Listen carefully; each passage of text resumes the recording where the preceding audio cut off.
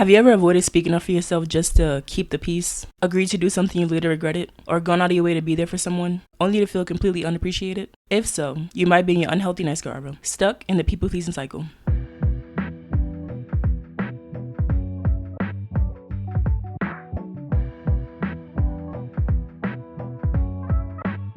Welcome back to the True to Her podcast. I'm your host, Keena Sachet, and today we're diving deep into the world of people-pleasing. We're talking about shedding these tendencies and truly getting to know ourselves again. I'll be sharing my own story about the first time I realized I was a people pleaser, how I managed to break free, a few things I had to unlearn to be successful, how I relearned who I am, and of course, some practical tips you can take to overcome your unhealthiness forever. But before I get into that, this is a new podcast, episode 2, and I just want to reiterate some of the things I said in the welcome trailer. You can expect episodes every Monday, 5 a.m., fingers crossed. Make sure you follow the podcast at True to Her Podcast on Instagram. That's where you'll get live interaction behind the scenes, and we can continue all the conversations from the episodes on there. Also, the weekly challenges, that's where the check-ins will be. Make sure you follow on your favorite audio platforms and subscribe to the YouTube channel if you prefer visuals.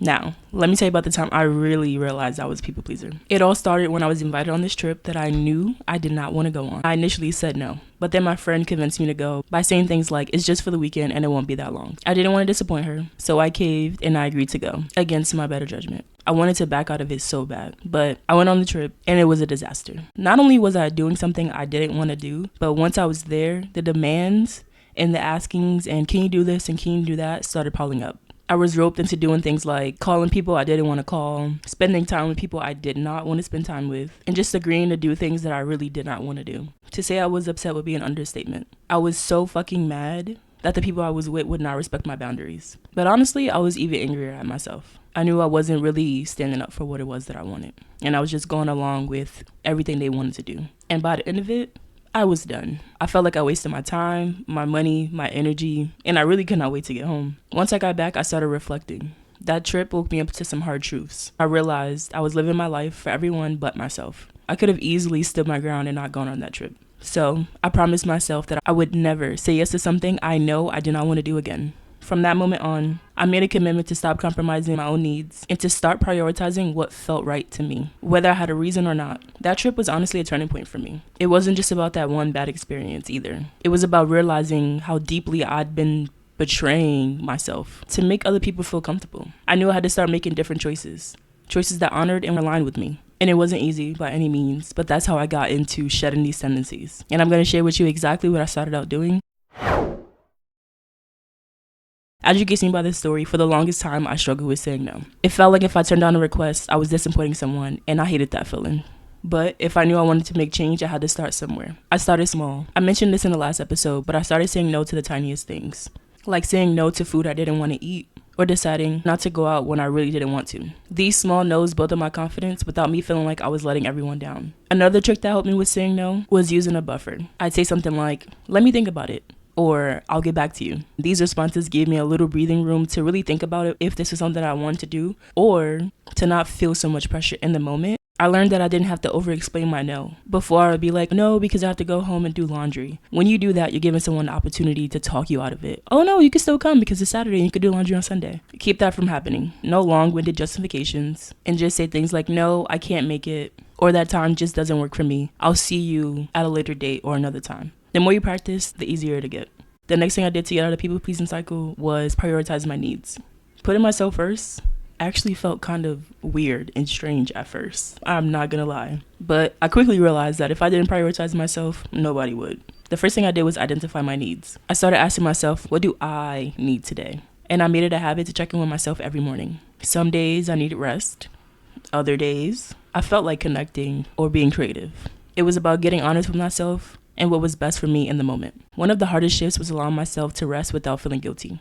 Now, oh baby, I'm gonna take that nap. I stopped forcing myself to go to events or keep commitments when I wasn't up for it or I felt burnt out. I'd cancel plans when I needed to, even if it felt uncomfortable.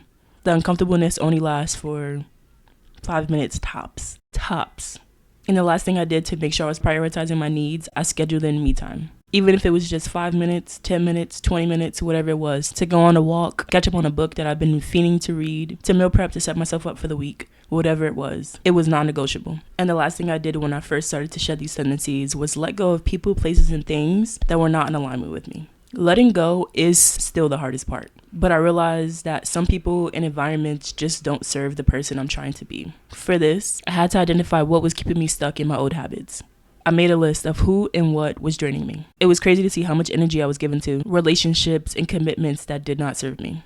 These were the things that made me feel undervalued or used, and they had to go. I didn't go cold turkey. Instead, I distanced myself gradually. I spent less time with certain people and emotionally distanced myself from things that didn't align with who I was becoming. And it's not always about cutting people off. It's more so about creating space for yourself. And as I let go of what wasn't serving me, I made space for the things that were in alignment. I started spending time with people who uplifted me and felt good to be around, doing things that brought me joy, and being in spaces where I felt seen and valued. By starting with these small steps, I slowly let go of my people-pleasing habits and began creating a life that felt authentic and true to me. Trust me, it's gonna be a journey. It's been a journey. It's not perfect, but it's the most freeing thing I've ever done.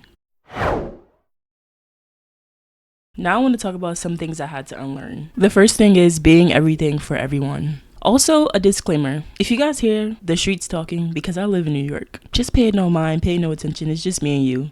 I used to think that I had to be the go-to person for everyone in my life. The reliable friend, the always available family member, the problem solver at work. But this was draining me. I had to recognize the cost. I had to face the fact that being everything for everyone was taking a toll on my mental and emotional health. I was burnt out, exhausted, and honestly, very fucking resentful. It wasn't sustainable. I needed to acknowledge that constantly being there for everyone was only making me miserable. One of the hardest things with this was letting go of the guilt, but I had to stop feeling guilty for taking a step back. I started to set small limits, like not picking up every phone call or being okay with saying I can't help with that right now. It was weird at first, and I definitely struggled with guilt, but I reminded myself that I'm important too.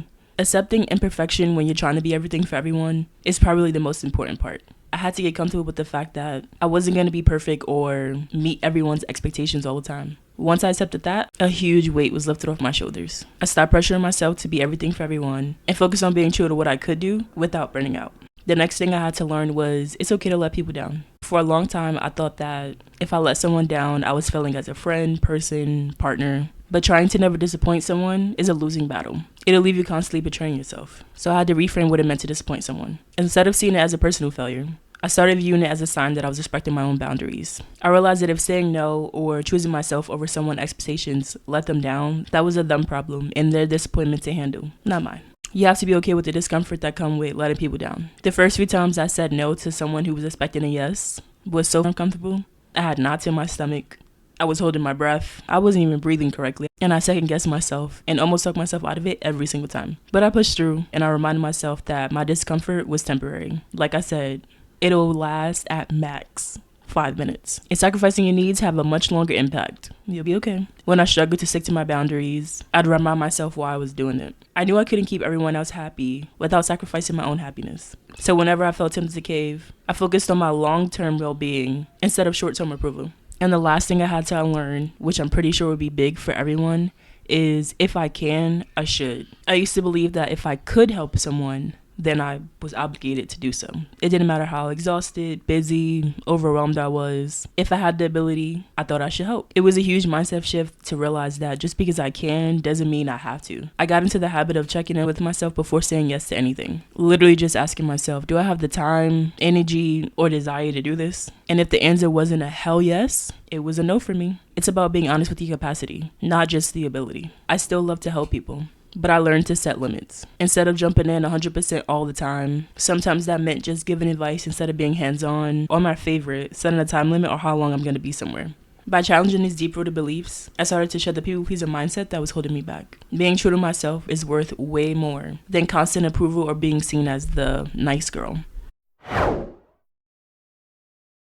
Now let's get into how I got to know myself during this process. The first thing, and I think I mentioned this in the last episode, was exploring my true desires. The first step with this was removing outside influences for a moment. I was more intentional with finding quiet spaces, and I was off social media, so I wasn't influenced by anything I saw online. I was free from distractions, and I was able to get in touch with what I truly wanted without the influence of others. I started with a simple exercise, making a likes and dislikes list. One thing about me, I'd be in that journal. I grabbed my notebook, and I made 2 columns. One side was for the things I liked, and the other side was for the things I didn't.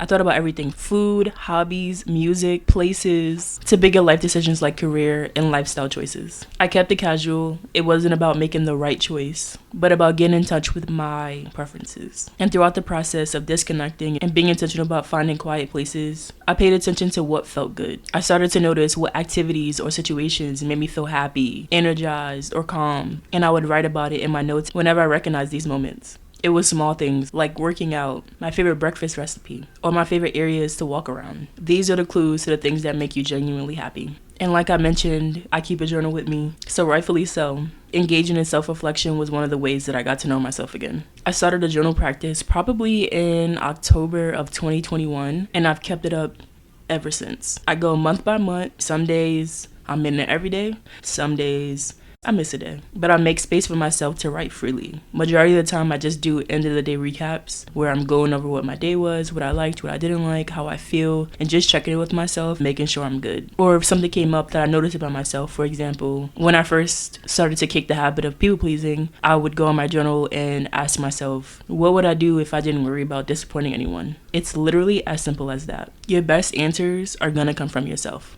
Meditation is another good way to self-reflect, and so is therapy. Big advocate for therapy, but if you can't join therapy and you're not really into meditation, that journal she'll be there for you.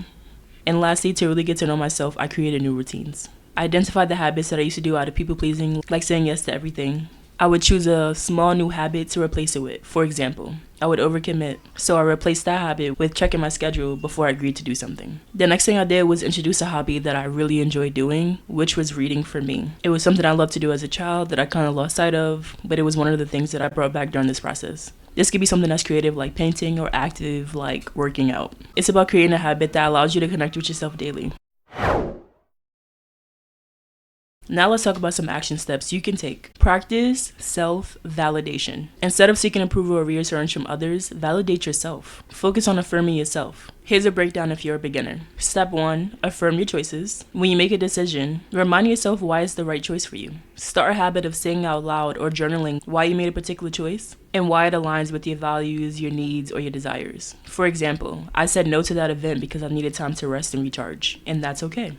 The second step is to practice expressing your thoughts and feelings using I statements. For example, I feel overwhelmed with plans changed last minute, or I need quiet time to recharge. And step 3 is to stop apologizing unnecessarily. People pleasers are prone to over apologize. Replace I'm sorry with thank you for understanding, or I appreciate your patience. Step 3 would be to track and celebrate your wins. Keep a simple log or journal of moments when you successfully validated yourself. This could be small, like saying no to a request, or something bigger, like setting a boundary with somebody. Celebrate these moments. They're a sign of growth, even if they seem small. And the last step to practicing self-validation is to create personal affirmations. Write down a few affirmations that resonate with you and remind you of your worth. For example, I'm allowed to make choices that serve me. My needs are just as important as everyone else's. And repeat them every day to build internal validation. The second and final action step is to get clear on your boundaries. Again, pick that journal up and get clear on what's important to you. What makes you feel uncomfortable, drained, or unappreciated. This will help you identify where boundaries are needed. Make a list of non-negotiables in different areas of your life. Things you're no longer willing to compromise on. This would include boundaries around your time, your emotional well-being, or personal values. Start by practicing small boundaries like not checking work emails after work, or not taking calls after 10 p.m., or have simple scripts prepared to help you. It's okay to say the same things over and over like, I can't take that on right now. I need some time to myself this evening so I won't be able to join. Let me think about it and I'll get back to you. The most important part about getting clear on your boundaries and setting them is making sure that you stick to them. The first few times you set a boundary is going to feel weird, awkward, and very uncomfortable. But that's to be expected. That 5 minutes tops of discomfort is okay. But stay consistent and know your worth. Now, let's talk about the weekly challenge. This week, I want you to take inventory of where you might be people-pleasing in your life. Then, once you recognize these areas, choose one instance where you would typically go with the flow and make a different choice, one that aligns with your true self. To take inventory into these questions. Where in my life am I saying yes when I really want to say no? What would it look like if I made choices based on my own needs and not others' expectations? And the third and last journal prompt is, what fears hold me back from prioritizing myself? Thank you so much for joining me today. I hope you enjoyed today's episode. It was value-packed. I did a lot of talking, but I hope that you came away with something that resonated and that you're going to try today to get out of that people-pleasing cycle. Being true to yourself will never be easy because we live in a world with so many shoulds. You should be doing this. You should be doing that. You should think this way. You should act this way. But that doesn't have to be your story. Reclaim your power, redefine your worth, and live your true, authentic life. If today's episode resonated with you, make sure you subscribe to the channel, follow on your favorite audio platform, share with a friend who you know would benefit from this episode, and leave a review if you feel called to do so. And for the weekly challenges, make sure you're following at True to Her Podcast on Instagram. There'll be a highlight for this week's challenge, as well as behind the scenes, live interaction, and a chance for us to continue this conversation. I can't wait to hear about your journey, and I'll see you in the next episode.